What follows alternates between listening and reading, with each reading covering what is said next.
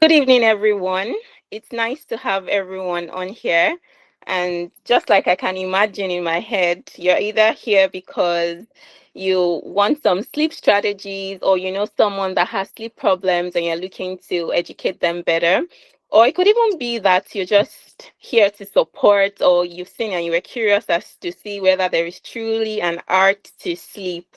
Whichever category you belong to, I want you to know that you are in the right place. So, this webinar is brought to you by Minds and Beyond. It's a mental health organization that wants to destigmatize mental health conditions and also educate people like you and me on how to find strategies to make every single day better.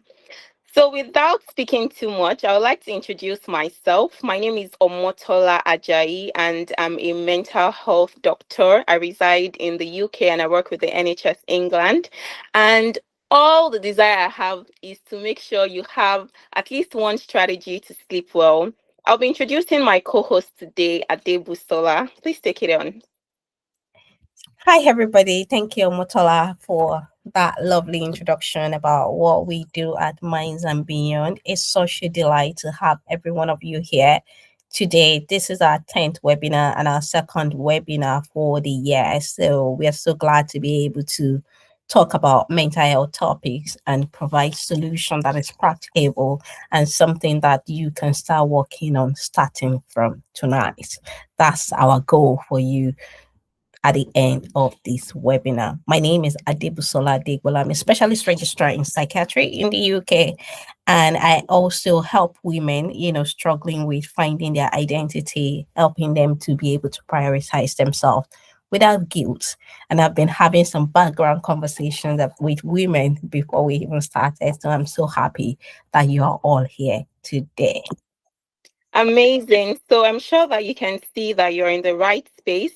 And can I just check? I want to do like a check. I know we did a check for the early birds. That's one of the perks of coming early. We had some conversations with people that came early, wanting to know whether they have sleep problems or what they were hoping to achieve. So, if you can hear me right now, I would like you to please just tell us your name if you don't mind and one thing you were hoping to learn today. Let's see the chat box. One thing that you were hoping to learn today. Anything. It could be anything. It could just be maybe one strategy or there was something that was a question you had burning in your heart. Please bring it on. We're happy to help and dissect them before we start the formal presentation. Okay, I have a little quiz for us before we start, just to warm the seats. And if you're on here, please don't forget to share the link. There might be someone on your social media that would really, really need this webinar. We're going to be sharing practical strategies. We'll talk about sleep. We share practical strategies. So please don't forget to share the link with other people. Remember, sharing is caring. So who's ready for? I can see someone's hand is up, right? Okay. So I can see someone's name as Adele K.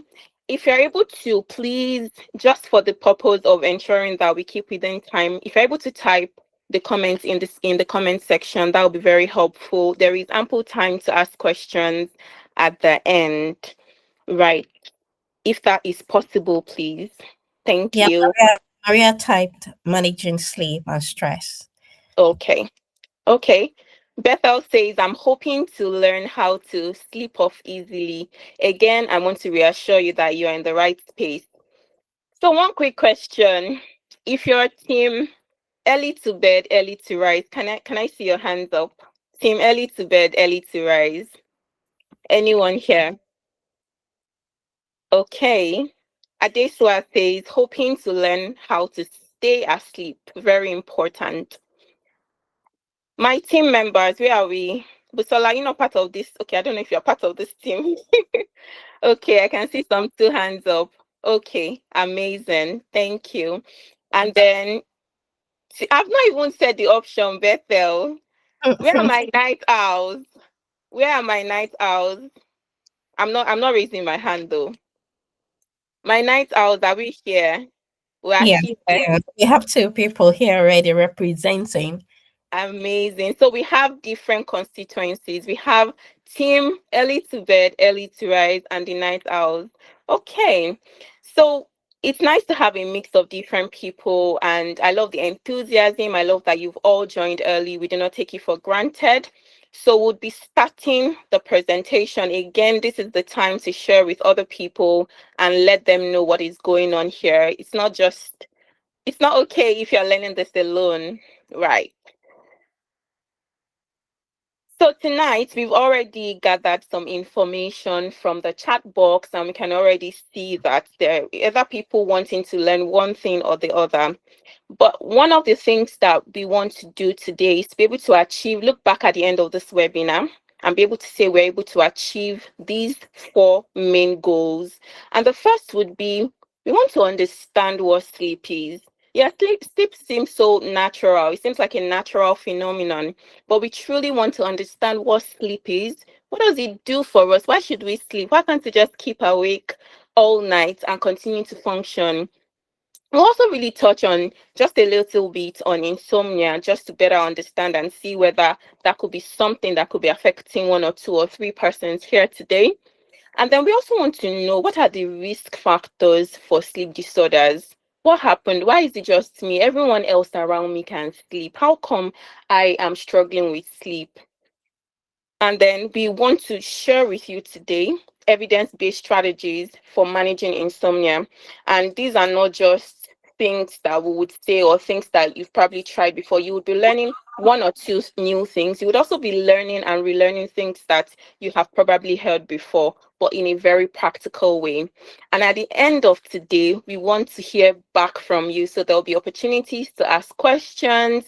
There'll be opportunities to say that your one thing that you're taking away from today. But at the end of the day, what we want is that we want you to be able to get a strategy that keeps you asleep for a better period of time. Right. Amazing. And we just want to be clear that today's webinar is strictly for educational purposes only, and you should definitely consult with a doctor before making any lifestyle change. So, what is sleep? What is sleep in simple terms? Sleep is a state of reduced mental and physical activity that is characterized by altered consciousness and inhibited sensory activity. And that looks like, a lot of words. I mean, look at the people who define it. European Sleep Research Society, very, very big people.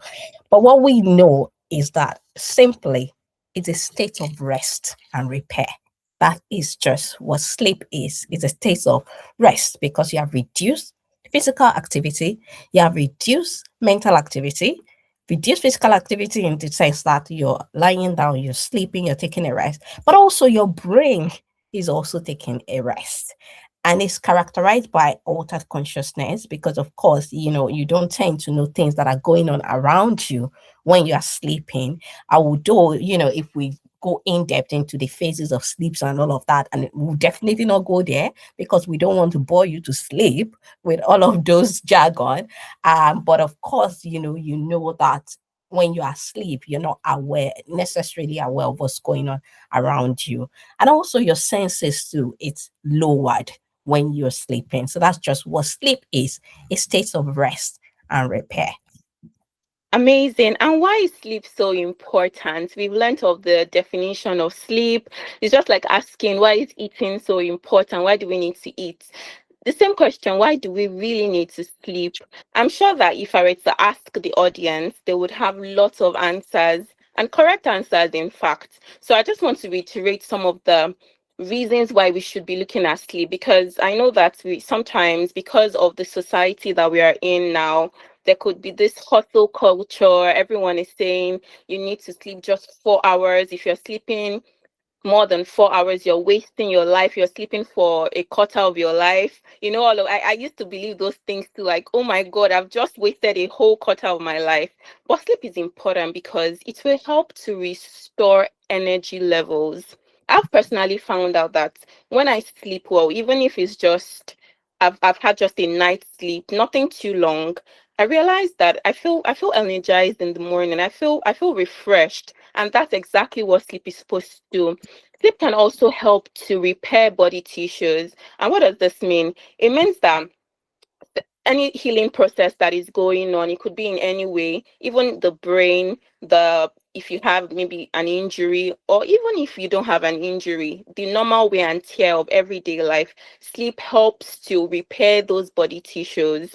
And what this third point is what I love a lot, because most of us on this call were young. At least I don't think there's anyone that is 100 years old here. So most people are young here. And what it means is that sleep helps to consolidate our memory, meaning that there is a research that has showed that people who sleep before they learn, number one, and sleep after they learn, they tend to retain whatever they have read better.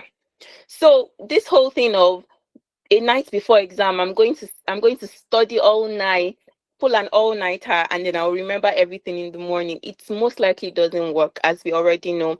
So when you sleep, it's like when you hibernate your computer, there's a way that all of those processes go on, and you're able to save those files safely.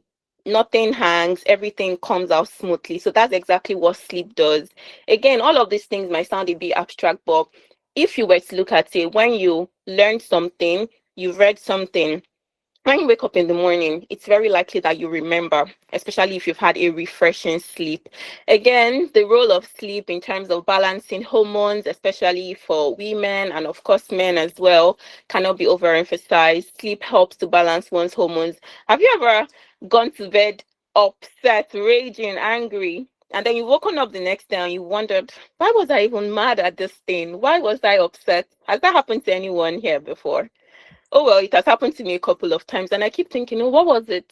Again, sleep has helped to erase those memories, at least for that period of time.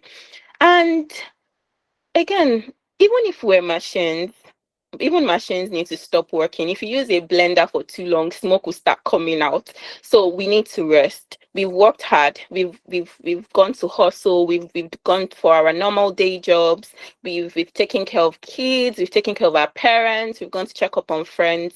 There is time to rest, and that is why sleeping is important. And not to mention, myself and Busola, we are mental health doctors. We are psychiatrists in the UK.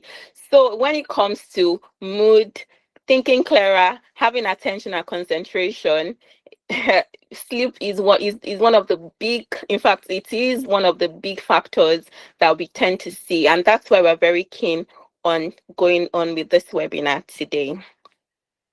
Yeah, and because of all of this importance, we know that sleep cannot afford to be an afterthought. It cannot be, oh, I'll finally sleep, or when I'm exhausted, I will sleep. We need to prioritize it. And one of the things that we're trying to establish is that we cannot afford to make our mental health or our physical health an afterthought. So, what is insomnia? We've talked to a few people that joined earlier, and we are so happy that we were able to preempt what the common difficulties with sleep are. So just so that if we know that there are different types of sleep disorders, and we cannot cover all of the sleep disorders in 1 hour. But the commonest type is what is called the insomnia disorder. So what is insomnia? The insomnia is defined as the difficulty either falling asleep, staying asleep, waking up too early, or waking up feeling unrefreshed, feeling like you've not had good quality sleep. That is what is defined as insomnia. But there is a caveat because, this is what we are used to. But two other things need to be present before we say, oh, this person is struggling with insomnia or this person has insomnia disorder. The very first one is that there must have been an adequate opportunity for sleep that you're not getting. So this means this is not, somebody who is living on coffee and, you have so many jobs and I can definitely relate that we have a 9 to 5 and then we have a 5 to 9. And maybe for some of us, it's a 9 to 5 and a 5 to 12. And we are running on coffee and we are sleeping for 4 hours deliberately, that is not insomnia. There must have been that adequate amount of time for sleep that you've given to sleep, but you're still not getting sleep. And the second thing is that it must impact you during the day. It must have that impact on your functioning during the day. And there are different types of impact that it can have on your body. We'll talk about it as we go on.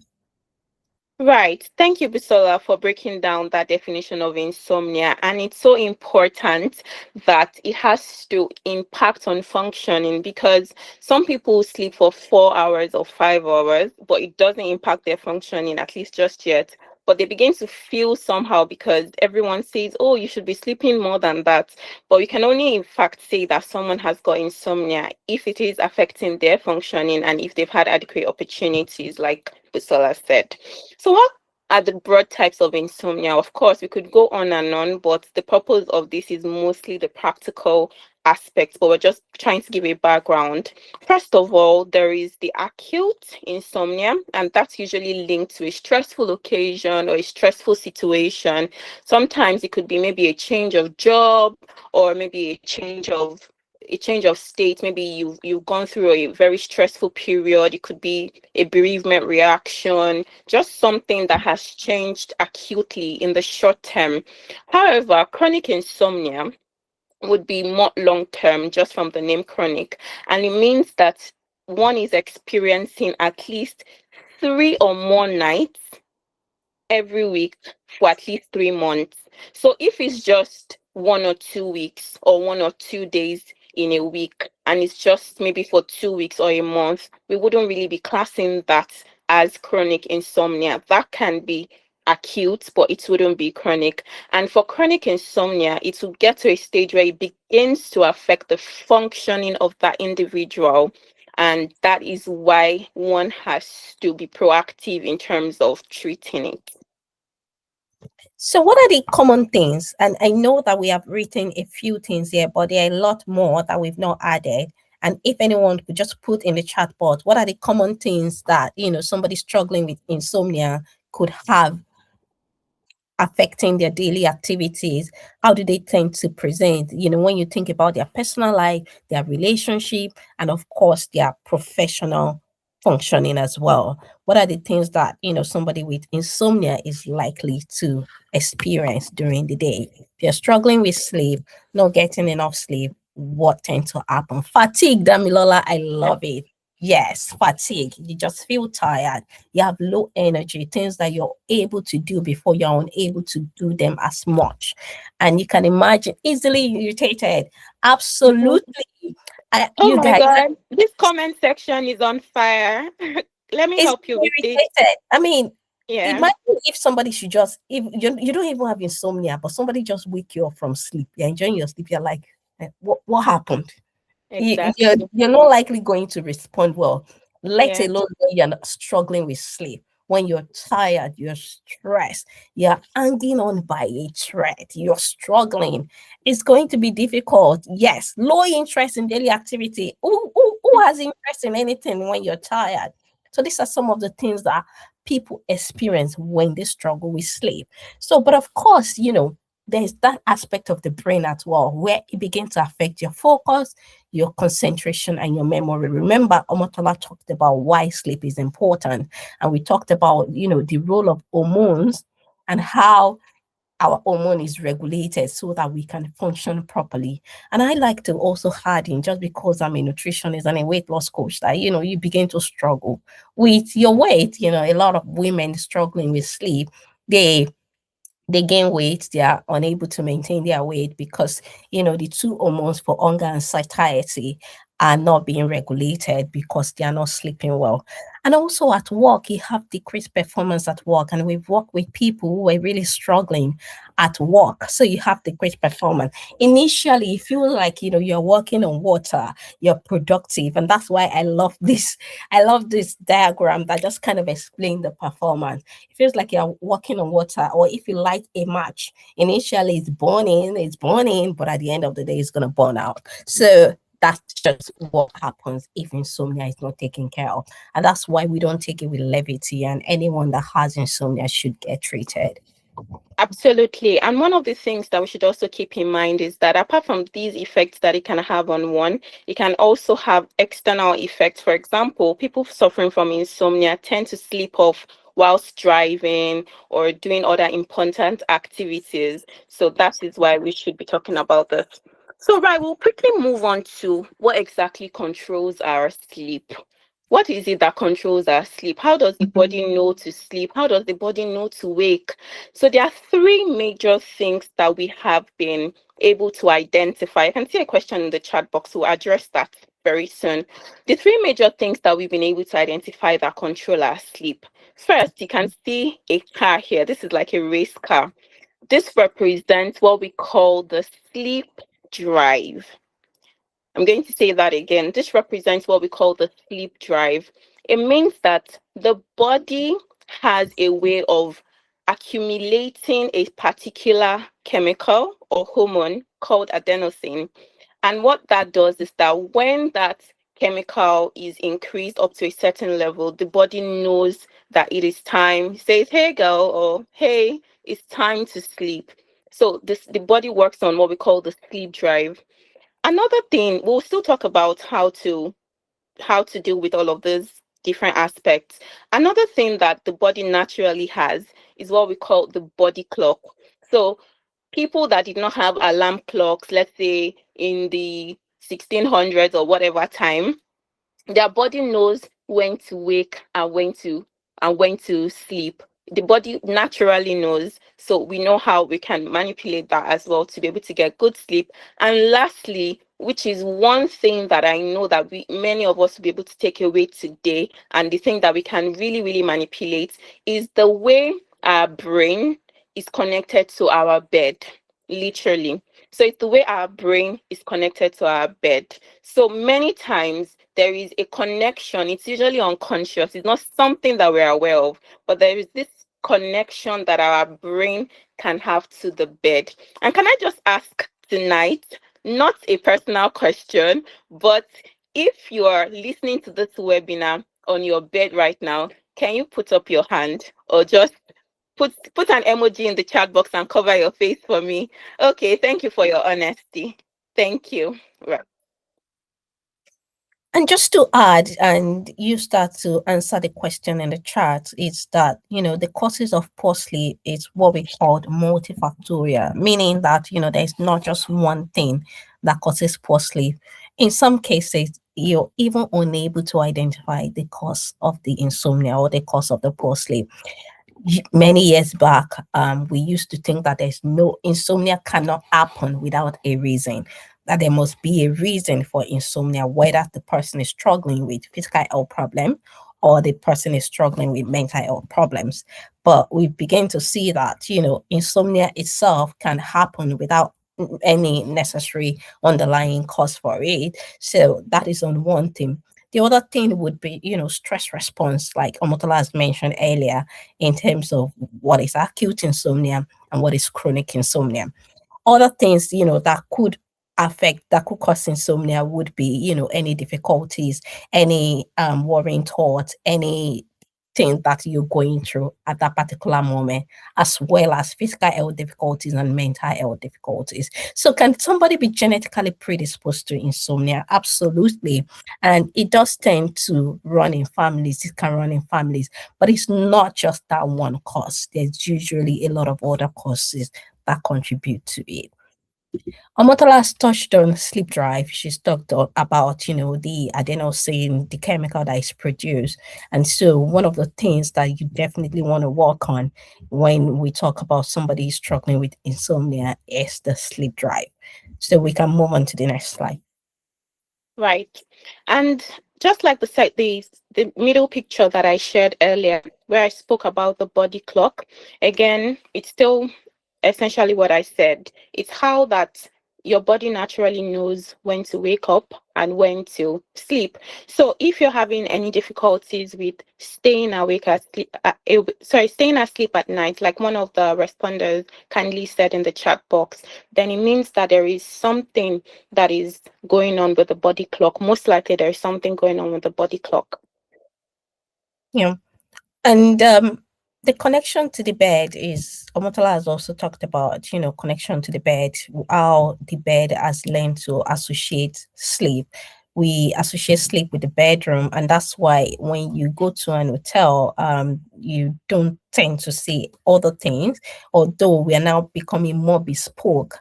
And now hotel rooms are now, even meeting rooms and all of that, but we are beginning to lose the main value of what it should be for, which is that it should just be, for relaxation and for rest. So we'll look at how all of these functions really control our sleep. And those are the three things that we want to work on today. Right. And for many of us on this call tonight, I'm sure that if anyone has any sleep difficulties, they must have done some research by themselves, looked for self-help materials to help. And one of the things that would usually pop up would be what we call the sleep hygiene. And honestly, the sleep hygiene could work for many people.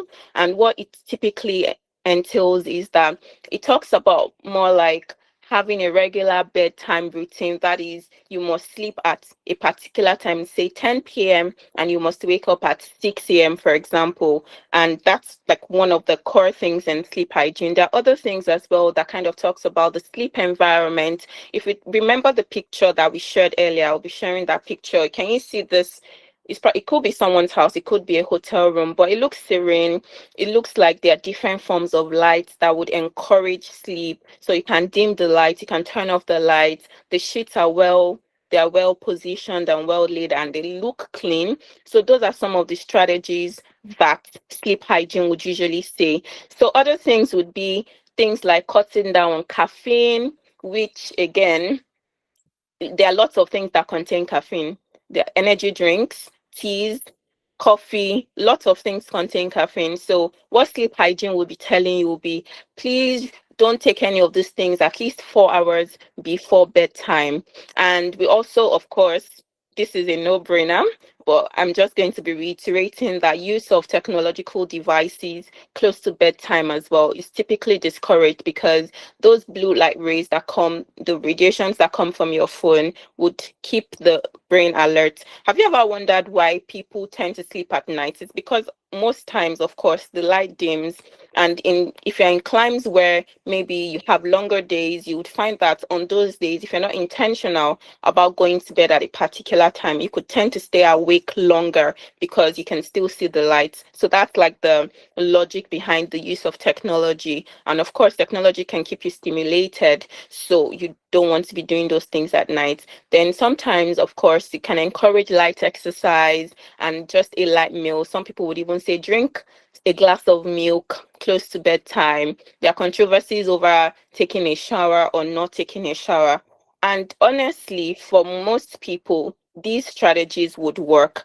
But again, just because they're set for most people, it's not just, oh, I can't sleep tonight, or it's just 2 or 3 nights. It has become, insomnia has become something chronic, or the disorder has become something chronic, and they need a longer term or more practical ways to be able to tackle it. It has become more like a mindset. So they're looking for ways to tackle. And if you're one of those people on this call tonight, again, I would say you're in the right place.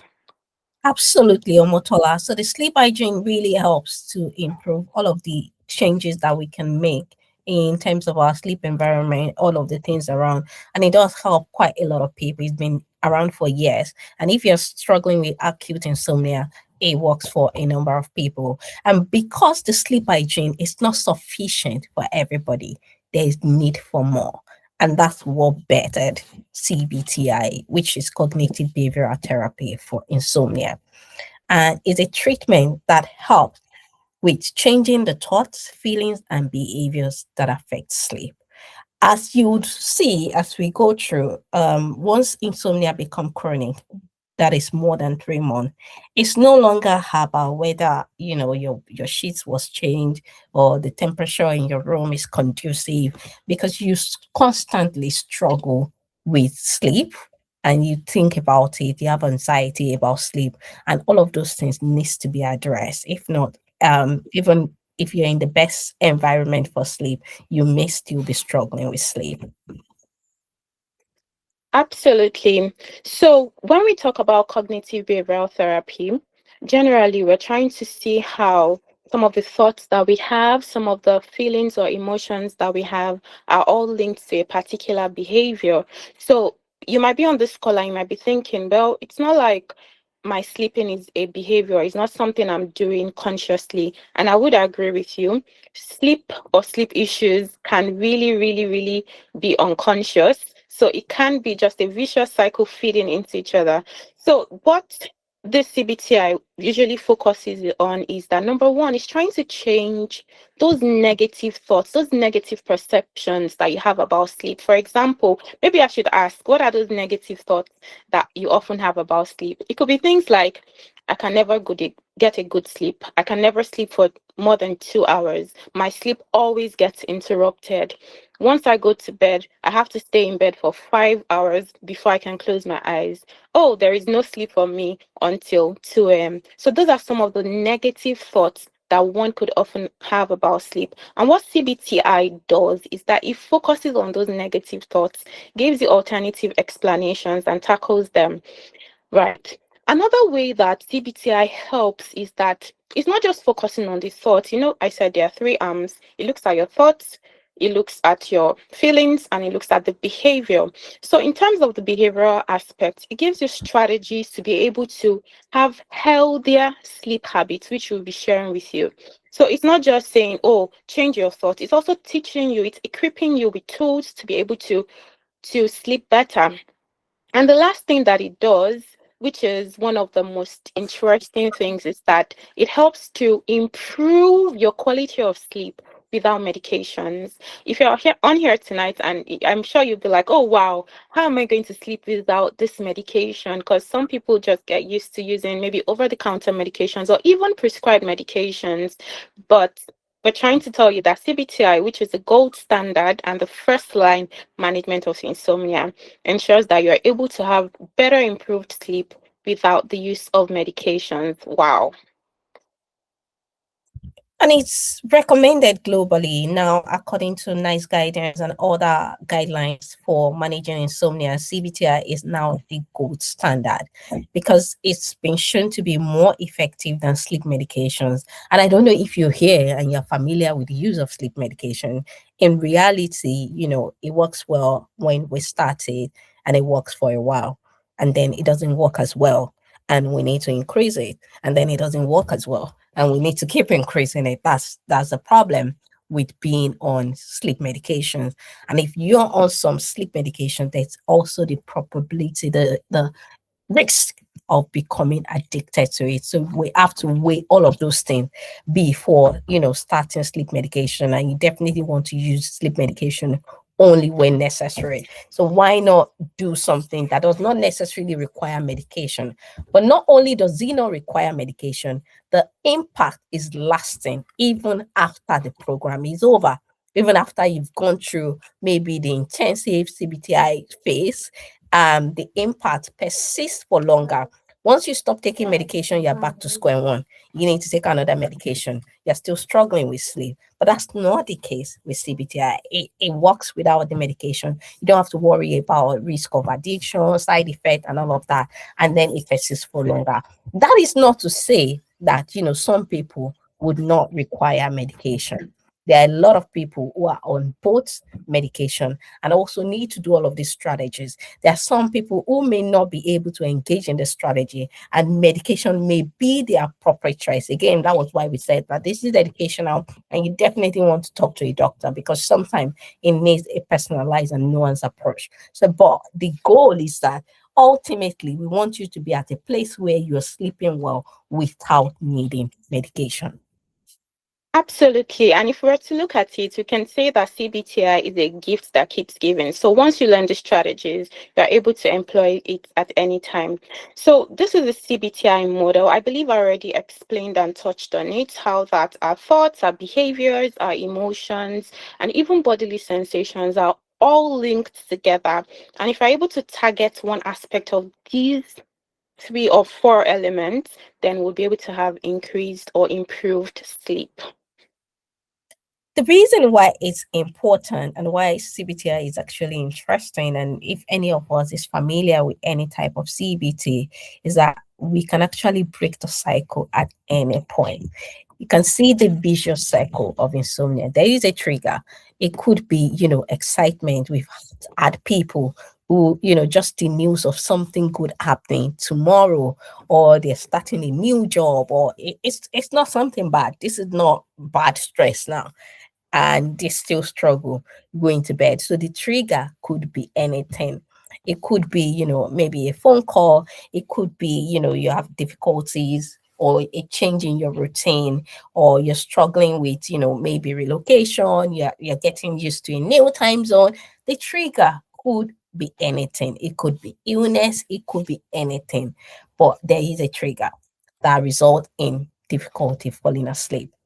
And then when you're struggling with falling asleep, because man cannot be in vacuum. If you're in your bed, lying awake, there must be some thought running through your mind. You may not be aware of it, but that's just what happens. It happens to all of us, the best of us, every one of us. We have thought running through our mind. Even those of us who are not struggling with sleep, before that time when you eventually sleep, there will be some thought running through your mind. Now, imagine if you have to lie in bed from 10 p.m. till 3 a.m., not sleeping. Imagine the waves of thoughts that that person would have to deal with for that extended period of time. And then, of course, you have that bodily sensation. We've seen from the chart, a lot of people have been saying, they feel tired. And some people feel sleepy during the day. Some people feel sleepy during the job. And like Omotola said, it can also be risky and, affect your own safety and the safety of other people. What are the feelings that we tend to see? We tend to see, the feeling of anxiety, the feeling of frustration, and also fear. We've had people who are afraid for their life. That is this how I'm going to continue? Is this how I'm going to continue to live my life without sleep? Some people have even felt that I'm an insomniac. You know how we try to label ourselves. I'm just a natural insomniac. Well done, ma. Well done, sir. So you have these feelings that you're just relating with. And what are the behaviors? You have to do something. Ultimately, eventually, you're going to do something. Whether you pick up your phone and you scroll through social media while you're in bed, because you can only lie there doing nothing for so long. And if you're not doing that, maybe you're watching the clock. Maybe you're not even using your device, but you're watching the clock. Maybe you're getting up, to just move around. Maybe you're trying to exercise, or maybe you're like, I need to make prep, I need to do laundry, I need to vacuum, and you're just getting it done. You're getting a move on your day. There will be some behaviors. But what it does is that it just creates this vicious cycle that keeps worsening the sleep. So we need to break it, and we can break it anywhere. We can break it with the thought, we can break it with the behaviors, we can break it with the feelings, we can break it with bodily sensation, we can break it anywhere. And ultimately, once you're able to break the cycle, then you begin to move from a place of, struggling to increasing your sleep one after the other. Right. And we just wanted to quickly share with you that again, CBTI works. It's not just word of mouth. It's not just something that we're just saying just to quote the books. So this is an example of a client that we worked with for 6 weeks. We taught her methods that we will be teaching you tonight. So please hang in there. And this was the initial feedback that she gave, even from the very first week. And again, remember that this is a client, so she's not going to be saying anything if she's not getting results, because she really did want to get results. But we can see that also at the end of the day, there was a massive improvement from this point to this point, if we can read what is on the screen. But I wouldn't really be wasting much of our time talking about your clients, because I'm sure you're like, can I just get these strategies right away? So before we go into it, I want to say that these rules are not for everybody. The principles of CBTI is not for everybody. Maria is on this call, and I know Maria, so I can pick on her. She may be a good sleeper. Maybe, she's just like, okay, it's time to crash. She gets on a bed, scroll TikTok for so long, and then drop her phone and she sleeps. See Maria, that smaller picture. She's sleeping. But, maybe Rachel. Rachel is lying now in bed. Look at how Rachel's room is dark. See, Maria is even turning on the bedside lamp. Rachel's room is dark. She's not doing anything. She's not pressing phone, but still she's not sleeping. So if you are a good sleeper, this is not for you. This is for people who are struggling with sleep. So you cannot say, but so and so just goes to bed at 12 midnight and they sleep till 6 o'clock. That is so and so. Just the same way, some people can eat, jollof rice for breakfast, pounded yam for lunch, and then a bar for dinner, and they are living their life. You, if you smell it, if you just smell it and say, what are you people cooking there? You have gained weight. So you cannot afford to compare yourself with anybody. If you're struggling with sleep, we need you to take this seriously.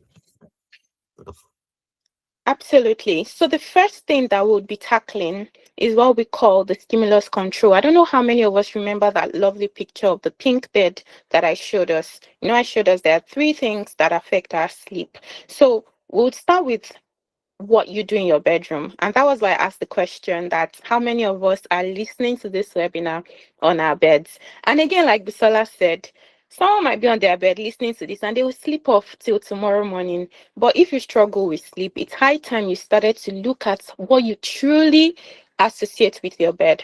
Now, in this picture, it's not. Again, this picture is an experiment that was done by Pavlov. It's usually called the Pavlov experiment. So, what this picture essentially summarizes is that initially a behavior is not established with a particular stimulus. So, a stimulus is anything that can cause a reaction. So, look at this now. This dog was presented with food, right? And then they started salivating. Next thing, they associated with ringing a bell. So once you ring a bell, the dog doesn't know anything to respond. You're like, oh, why am I ringing bell?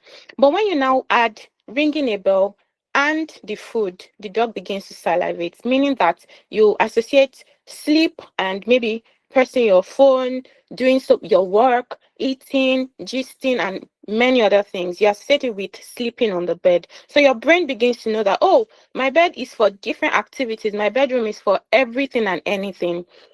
So it gets to a point where your brain then learns that with or without this sleep, with or without this food, like this dog in this experiment, then I can do whatever I like in my bedroom. So we didn't do that consciously. It's not something that we've consciously done, but we need to note that we need to undo it. So we haven't consciously said my bedroom is for every other thing apart from sleep. But that's what we tell our brain when we do so many things in the bedroom apart from what is essential indeed.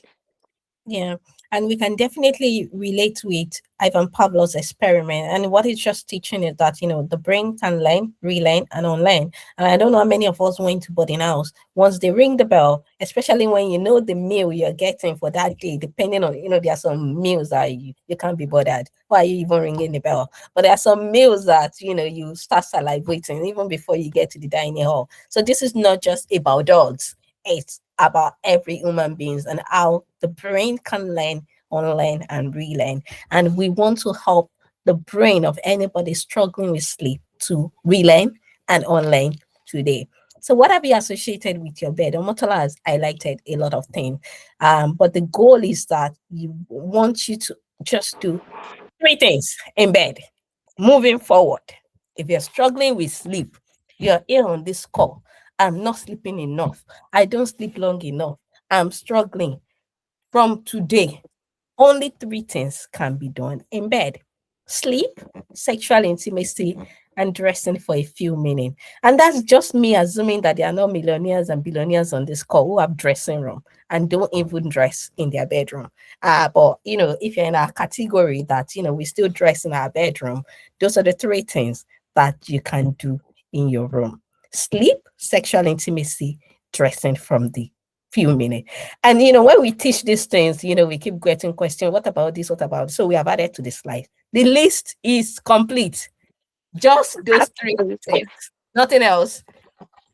Absolutely. And for someone that you might be wondering, I have just one room that I use. I don't have the luxury of having a living room, a separate bedroom, or two bedrooms.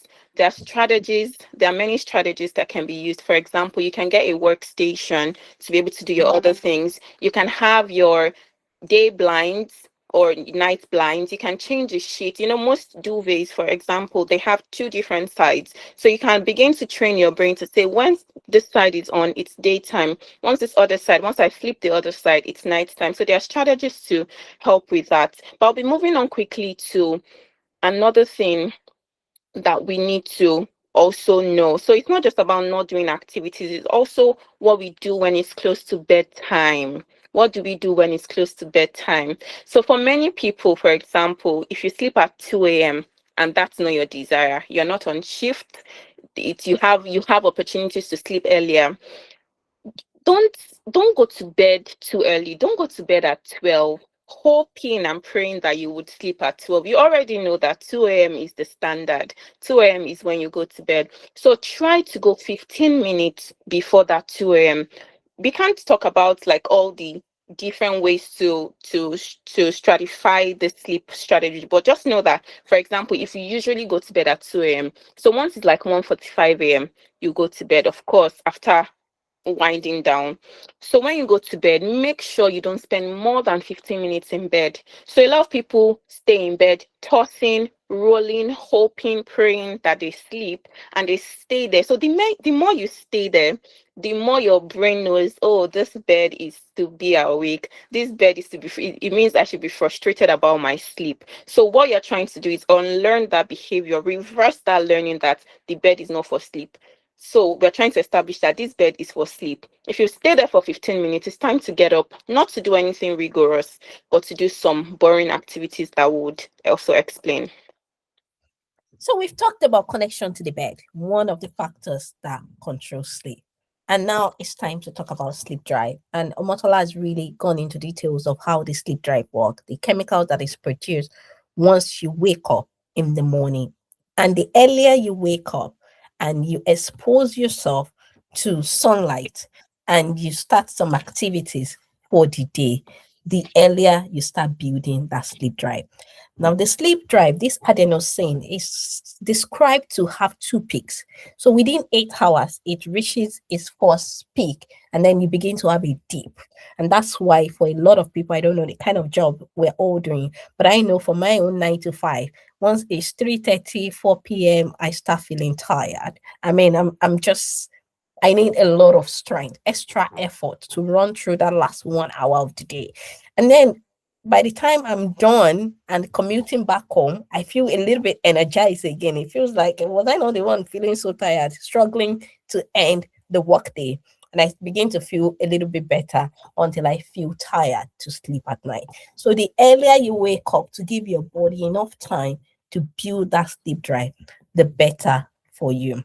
So when you sleep at night, you use up this fuel. This adenosine get depleted. Remember, we've talked about the purpose of the brain, that is rest and repair, and all of these chemicals get regulated during sleep. So during sleep, you use up this sleep fuel called adenosine, and then it builds up again in the morning. Okay, so what are some of these strategies to help with this sleep drive? Because we've talked about these things and it might still be sounding a bit, you might still feel unclear about what to do. So what are some of the things that you can truly do to help with the sleep drive? So one of the things that one can do is to get out of bed at the same time every day. We're not saying you must go to bed at a particular time for now. We're saying aim to get out of bed at the same time every day. What that does to you is that you have a consistent routine and you are able to consistently fill that your energy tank, remember that we said in this last slide, can you see this battery? So we want your battery of sleep to be full, and that's the chemical. So if you get out of bed consistently, your body auto-regulates itself. It automatically knows that, okay, at a particular point of the day, my battery is full, and at a particular time, I need to go to rest. So get out of bed at it. So as I'm speaking, I want you to be setting your alarm for that time that you need to get out of bed. Get out of, that's the key. It's not about saying, oh, I didn't sleep. Even if you sleep at 2, whatever time you slept, wake up at a consistent time. Your body adjusts itself automatically. Yeah. So for the moment, the time you're waking up is much more important than your time you're going to bed. Okay. So it's important to get up at that time. And if you have your alarm and the title of your alarm is, wake up, you need to change it to get out of bed. Okay. We want you to change it to get out of bed. It's not to wake up and sit on the bed and be doing devotion. For some of us that do 5 hours devotion, you're in bed. After your devotion, you read. I mean, if you're not struggling with sleep, right on, baby. But if you are struggling with sleep, you need to get out of bed. So the first thing is refrain from hitting the snooze button. And then you increase your physical activity within the first hour. Increase your physical activity within the first hour. And we do say you should expose yourself to natural light within the first hour of waking up. So you can actually do the two together. Increase your physical activity within the first hour and expose yourself to sunlight. What are the things that can help you, that can keep you awake at that time? 3 things that you can do: shower, and get started with your day so that your body knows that the day has started. And then listen to music or a podcast, or anything that lifts your spirit, anything that lifts your faith, an audiobook, whatever works for you. Just listen to something, or have conversation, increase social interaction, phone a friend, talk to people, interact with people around you. Just let your body recognize that your day has started. Absolutely. And if there was any slide you were going to take a screenshot of today, it would be Rise Up. Yes, it would be Rise Up, because you would need it every single day. I've seen a question in the chat box and we'll be addressing that shortly. But another thing to ensure that your sleep tank is full is to avoid naps. Again, remember that if you don't have any sleep issues, this might not apply to you, honestly. I know I am also people. I can take naps during the day, a short nap, and it doesn't stop my night sleep. I love to sleep. However, if you're struggling to sleep at night, it might be counterintuitive. You're like, oh, but I just had 3 hours of sleep at night. Maybe I should just have a 2 hour nap or a 90-minute nap during the day. Again, when it comes to CBTI, that is the gold standard of treatment, naps are not allowed because it will drain that sleep tank. Remember, you need a full measure of the sleep tank.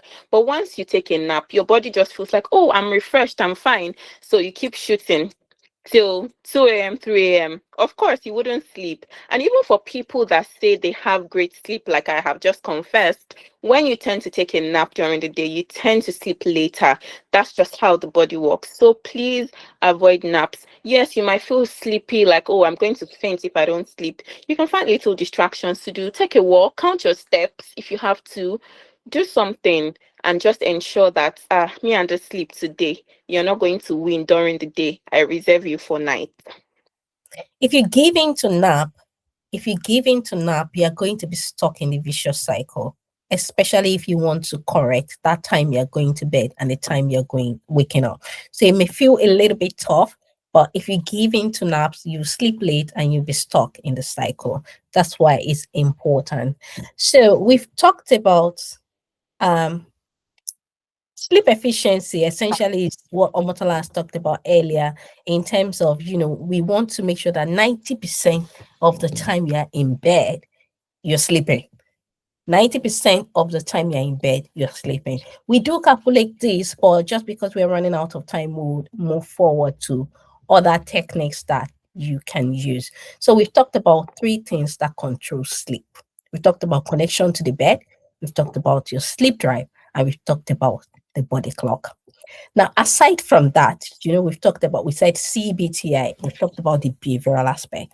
Now, this is the cognitive aspect, which is the thinking aspect, the thought that you have about sleep. And there are two major techniques that we use. We have, the mental one and then the physical one. The mental one focuses on the cycle of the thought around sleep. And your thought may be as simple as, when am I going to sleep? This sleep is not coming. So it may not even be something deep.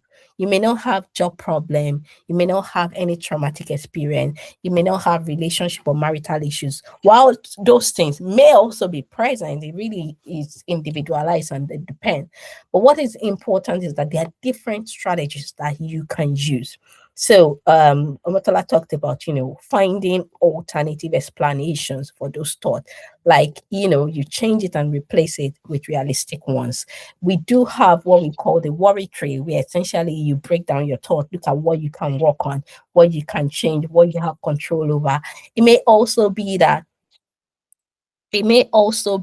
you're looking at the fact that you need to do a brain dump. Some people have what they call worry time, where they set a timer to 10 minutes and then they write down everything that they are thinking about. That's also one way to go about it. This big word that we call cognitive shuffling is also another way where you replace the thought that you're having with random thought. So those are the ways by which you can work on it. And there are a lot of different orders. It's really extensive, and you just need to pick one. What we would advise is pick one, and you may have to repeat it over and over again before you move to another one. What we find is that people see these things and then they do it for one night and they say, oh, it's not working. You've been struggling with sleep for a very long time, and you should give yourself at least 6 weeks of doing it consistently to see maximum result. There's also the physical aspect where we do deep breathing. You do box breathing is the easiest one to explain, which means that you're breathing in for 4 seconds, you hold for 4 seconds, then you breathe out for another 4 seconds, and you hold for 4 seconds. So a rectangle has four sides. So you essentially do it. You breathe in slowly, you hold 4 seconds, you breathe out slowly, you hold 4 seconds, and you may have to do it up to 10 times. We also have other strategies that you can use, the Hamian point, and then, progressive muscle relaxation. So those are some of the things that you need to do. So if you're struggling, the beauty of all of these strategies is that if you're struggling to initiate sleep, you can use all of the strategies in bed and you can add it to your bed routine. If you're struggling with maintaining sleep as well, when you wake up, rather than watching the clock or pulling out your phone, you need to do this, either the mental one or the physical one. It could also be that when you wake up early in the morning and you're struggling to go to bed, you need to do this relaxation techniques. And if you've done them for 20 minutes and it's not working, then you need to get out of bed. So if you need a little bit more, you can, check out all of these strategies for more detailed explanation. Absolutely. And just because we're quite sensitive to some of the people that we might be having here, we understand that the world that we are in is not just for 9 to 5ers. We have people that do night shifts. These are some strategies that could help. So instead of saying that I must sleep at night, obviously it's not realistic as a shift worker. So what you want to do is you're going to be almost turning the clock around for yourself. So whenever you get home is probably your time. And how can you do this? Of course, maybe it's bright outside. You might need to get like thick curtains to ensure that your place is dark. It gives you that illusion of darkness. You have to reframe your mind and say, this is my sleep time now, and this is how I'm going to adjust. And of course, you can have strategic naps if possible, but again, this is just for shift workers. It wouldn't be for someone that works maybe a regular shift and wants to truly sleep at night. Remember that we are saying no naps because you need to fill your tank. And another thing that we can truly do is don't have any must or shoulds or I must or I have to. You don't have to get 8 hours of sleep, for example, if your work doesn't permit. Remember that sleep becomes a problem when you have adequate opportunity to sleep, but you're not sleeping. So as a shift worker, you probably don't have that adequate opportunity to sleep, because even if you wanted to sleep during the day, for example, and let's say you have housemates, they are so busy, you might not get that opportunity. But these are just some of the strategies that you can put in place to ensure that although I'm a shift worker, I should be able to get some sleep to feel refreshed. And if you're one that does, maybe you do night shift this week and then you alternate to maybe a day shift, you can target your off days as your recovery period. So those will be things that we will be sharing with you. So, what are the tips for success? They need to be consistent even on weekend. And if you have a night shift and you're doing strictly night shift for your off days, you shouldn't flip. Don't flip to, sleeping at night when you're sleeping during the day if you're doing strictly night shift, because that's just going to confuse your circadian rhythm. And you also want to focus on the quality of sleep rather than, the duration of sleep. So you want to have a well-defined sleep window that you're sleeping. Maybe you're sleeping from 2 p.m. to 3 p.m. Just make sure that you're getting that sleep. When you are in bed, you are sleeping. And if you're not sleeping, you're not in bed.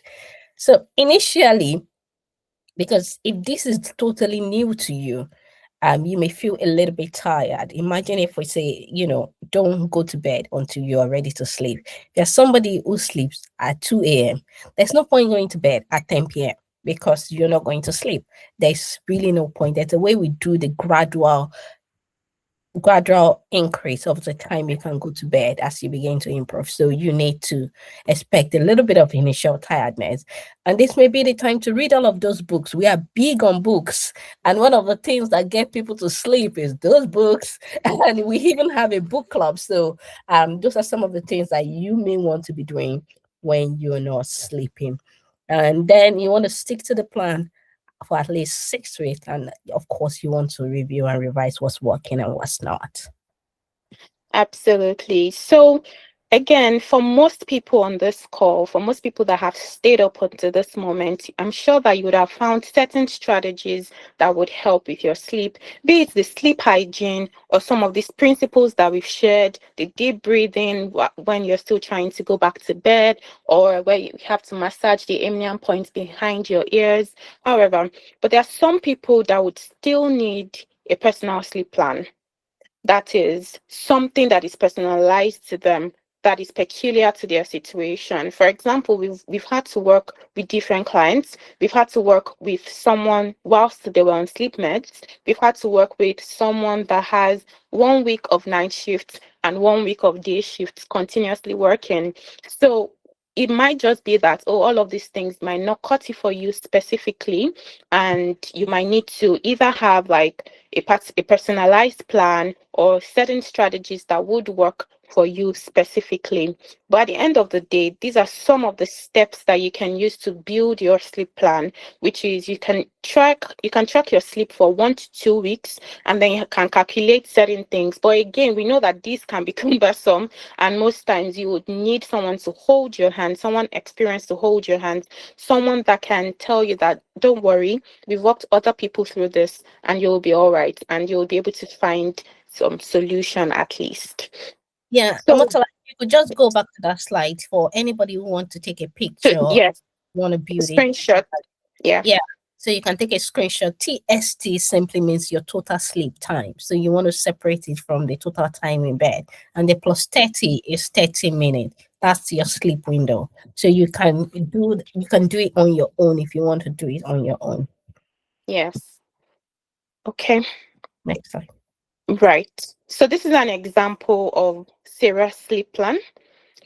So I'll let you continue with it. Okay, so just to give an example of what this looks like in real life is that people spend 8 hours in bed. They say they are sleeping for 8 hours, when in reality they are not sleeping for 8 hours. And Sarah goes to bed at 10 p.m. and then she gets out of bed at 6 a.m. So she spent 8 hours in bed. But the time she's sleeping out of that, time is really 5.5 hours.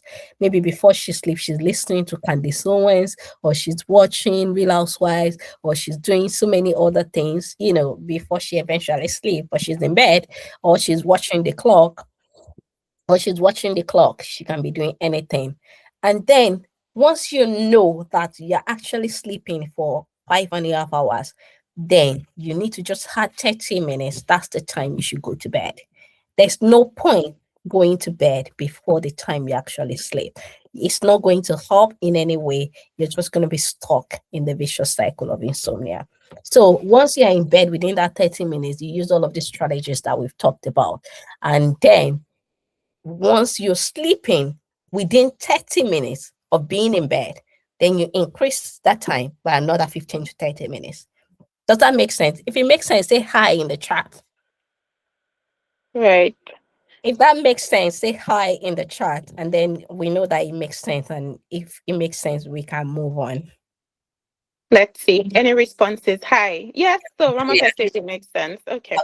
Brilliant, brilliant, brilliant. Okay, so for some people, this will be enough. This is just the tip of the iceberg, and we know that it can be personalized, and we want it to be enough for majority of people on this call. Even for all of you on this call, we want it to be enough. And so, excuse me, we want it to be enough. I'm coughing. Bless you. Okay, I'll just take over. I hope you're fine. Okay, right. So I know that we've talked about sleep strategies in literally less than an hour. And for some people, they've been able to take one or two things, like I said earlier. And then for other people, they might still need that accountability, that specific thing, like, oh no, this just doesn't cut it for me. So what Busola and I have done with Minds and Beyond, like we've given examples, is that we've held people's hands. We've created WhatsApp pages where we would talk people through their sleep problems, have one-on-one meetings with them, and just help them, because again, we are very keen to see that, I feel like if we have a nation of healthy sleepers, we'll have very productive people, and things will move more in the positive direction. Imagine if all your co-workers slept well, including yourself. I think people would be happier. I think the world would be a happier place if we could all sleep well. So because of that, in that line as well, and just to give us a little more background about why we are very keen on sleep, is because even in our mental health practices, myself and Bisola practiced in Nigeria for a couple of years before traveling. We saw that a lot of people would come, oh my God, doctor, I can't sleep. Some of their mental health difficulties would have stemmed from lack of sleep. Some people, they will say, oh, these their symptoms, they can't sleep, they worry through the night. So I was just like, oh, there has to be a solution, there has to be a way. So you can take part of this program. It would have weekly sessions with you. If you're interested, you need that personalized program, you need people to hold you accountable, you need people to hold your hands, you need to be able to give feedback. We have workbooks that are specialized and personalized for people, and it's usually a good experience with positive feedback, like we shared earlier. So in that light, we'll be starting a very small group next Sunday, and this program will show you how you can fall asleep quickly, how you can sleep through the night and reduce sleep anxiety, and above all, have some accountability. So we've had people come and say, you know what, I messed up, I goofed, I took a nap. And we're like, oh, okay, don't worry, that's just one of it. And then at some point too, we had to put certain strategies in place and say, you know what, if you do this, then there are consequences, and we're able to see a turnaround. There are so many testimonies that we could share. And I'm sure you'll be seeing some price and you're like, oh, okay, so this is not free. Again, most of the strategies that we have shared would help people generally. But if you think that specifically, I need something personal to help me, I need my hands held, then we have these two programs. We have one for the investment price of £499. And what that does is that is the 6-week plan that I shared earlier. And we also have the £99 one, where what you do is we have a 90 minutes clarity call with you to understand your sleep circumstances. And we also share some of those strategies with you, personalized ones, and have a follow up conversation. For most people, even though we say these things, we tend to follow up people. Busola, remember that one of our clients, we still keep following her up. She keeps coming and say, "Oh, this is what's working. This is this. I slept at this point, but these strategies are still working." And we can give advice, encouragement. That's what we are all about. Does anybody have any questions at all? Or what are our key takeaways? What did we learn tonight? What is, if somebody stopped you and said, "You spent an hour at this webinar, what was one thing that you learned tonight?" Any questions?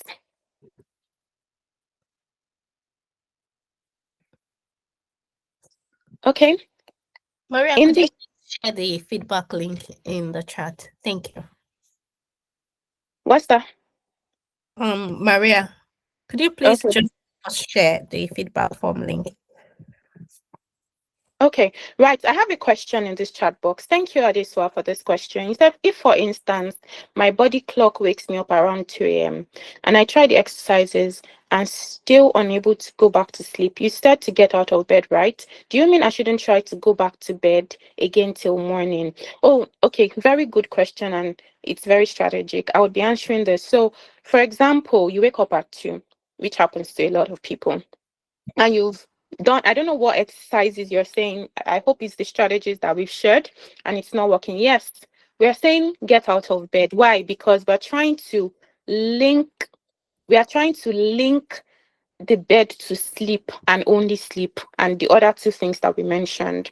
So when you get out of bed, you do something extremely boring. For example, you can take a journal, that maybe a mathematics journal, if you're not interested in math. Something boring, not interesting, not something that you read and you're like, wow, I can't stop reading this. Yes, so something very boring. It usually works for most people. And then when you begin to feel sleepy again, then you can go to bed. For example, you never feel sleepy despite reading that boring material. There is still no use going to bed, because even if you stay in bed, you'll probably not still fall asleep. And what we're trying to do, it can feel very painful. It can feel like a very painful process. Like, what do you mean? At least if I'm on the bed, maybe I would be able to sleep. But you've probably told yourself that over and over again, and it hasn't happened yet. So our recommendation is, yes, please get out of bed and don't go to bed again until you feel asleep. But remember, this is for educational purposes only. If you have a specific sleep challenge, you'll need to really consult with a doctor to be able to do maybe certain tests or perform certain, ask more detailed questions. But this is our advice. But remember, read something boring. There is no way you wouldn't sleep for most people. Yeah, and there's also something called non-sleep relaxation. So sometimes it may just be that you're not sleeping and you're just relaxing and resting, and that's also equally important for the brain. But we just recommend that you move it out of the bed. So those are some of the things you'll be experiencing before your body clock really turn around and you're having an inadequate sleep and wake time. So we have another question. Omowonola asks that, in your view, what is the ideal average amount of sleep a person needs to function effectively during the day? So that differs from one person to the other, and it differs. It's based on age as well, from a young person to an elderly person, and so it varies. But roughly, the general recommendation is that you want to have 8 hours. Obviously, for people who are much younger, they even need more. The recommendation is 10 hours. For newborn babies, the recommendation is even way longer. And as people begin to age, and even elderly people, they don't even get that 8 hours of sleep. They function on 5 hours of sleep. So it varies from one person to the other.